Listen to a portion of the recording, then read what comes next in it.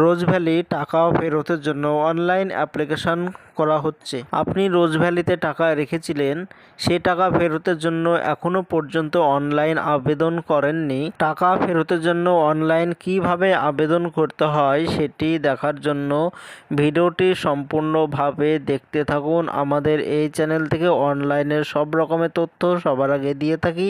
চ্যানেলটিকে সাবস্ক্রাইব করে পাশে থাকবেন যাতে নতুন নতুন ভিডিওগুলো আপনার কাছে পৌঁছে যায়। টাকা ফেরতের জন্য অনলাইন অ্যাপ্লিকেশান যারা করেছিল ইতিমধ্যে অনেকেই টাকা ফেরত পেয়ে গিয়েছে।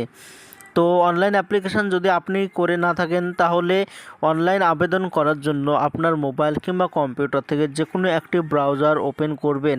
সার্চ অপশানে এসে লিখবেন রোজভ্যালি এডিসি, এটি লিখে সার্চ করে দেবেন। এবার প্রথমে যেটা এসেছে রোজভ্যালি অ্যাসেট ডিপোজাল কমিটি লেখা আছে, প্রথমে যেটা এসেছে এইটাতে ক্লিক করবেন। এটাই হচ্ছে রোজভ্যালির অফিসিয়াল ওয়েবসাইট।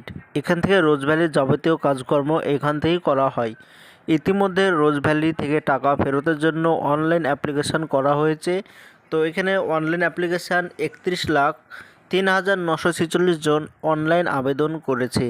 ইতিমধ্যে অনেকে টাকা ফেরত পেয়ে গিয়েছে, সেই লিস্ট অনলাইনে প্রকাশিত হয়েছে। তো অনলাইনে টাকা ফেরতের জন্য আবেদন করার জন্য এই পারে লেখা আছে আপলোড সার্টিফিকেট লেখা, এইটাতে ক্লিক করবেন। এইবার এখানে একটি ফর্ম ওপেন হয়ে গিয়েছে, এই ফর্মটি সম্পূর্ণভাবে ফিল আপ করে সাবমিট করতে হবে। প্রথমে কোম্পানি সিলেক্ট করতে হবে। তো রোজভ্যালি কোন প্রজেক্টে আপনি টাকা দিয়েছিলেন সেটা সার্টিফিকেটে লেখা আছে, তো সেটি সিলেক্ট করবেন। এইবার প্রথমে আপনার নাম চাইছে, তো আধার কার্ডে যে নাম আছে আপনার নাম সঠিকভাবে বসিয়ে দেবেন। এরপর আপনার বয়স, কত বছর বয়স হচ্ছে আপনার, তো সেই বয়স বসিয়ে দেবেন। আপনার মেল ফিমেল সিলেক্ট করে দেবেন। এরপরে আপনার মোবাইল নম্বর সঠিকভাবে বসিয়ে দেবেন। আপনার জিমেল আইডি সঠিকভাবে বসিয়ে দেবেন। এরপরে ভেরিফাই ক্লিক করে ভেরিফাই করে নেবেন। আইডেন্টিফাই টাইপ, এখানে আধার কার্ড সিলেক্ট করে আপনার আধার নম্বর সঠিকভাবে এই ঘরে বসিয়ে দেবেন।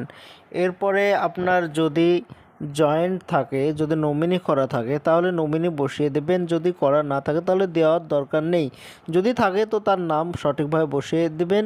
এরপরে তার বয়স কত, বয়স বসিয়ে দেবেন। মেল ফিমেল সেটা বসিয়ে দেবেন। এরপরে তার মোবাইল নম্বরও বসিয়ে দেবেন। আইডেন্টিফাই টাইপ, এইখানে আধার কার্ড সিলেক্ট করে তার আধার নম্বর সঠিকভাবে এই ঘরে বসিয়ে দেবেন। এবার এইখানে আপনার বাবা অথবা স্বামীর নাম এই ঘরে বসিয়ে দিতে হবে। অ্যাড্রেস, তার ভিলেজ, তার পোস্ট, পিএস, থানা, ডিস্ট্রিক্ট, জেলা, এইগুলো সঠিকভাবে বসিয়ে দিতে হবে। এরপরে আপনি কোন স্টেটে বসবাস করেন স্টেট সিলেক্ট করবেন। পিনকোড সঠিকভাবে বসিয়ে দেবেন। আপনার অ্যাড্রেস সঠিকভাবে বসিয়ে দেবেন। এবার যে অ্যাকাউন্টে টাকা ফেরত নিতে চান সেই অ্যাকাউন্ট সিলেক্ট করতে হবে। তো প্রথমে যে অ্যাকাউন্ট আছে সেই অ্যাকাউন্টের নাম সিলেক্ট করবেন, ব্যাংকের নাম। এরপরে name of the branch name বসিয়ে দেবেন, ব্রাঞ্চের কোড বসিয়ে দেবেন।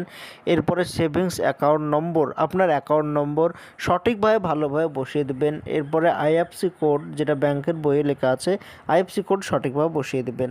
এরপরে আপনার সার্টিফিকেট নম্বর চাইছে। যখন আপনি রোজভ্যালিতে টাকা রেখেছিলেন একটি সার্টিফিকেট দিয়েছিল, সেখানে একটি নম্বর লেখা আছে, সেই সার্টিফিকেট নম্বর সঠিকভাবে বসিয়ে দেবেন।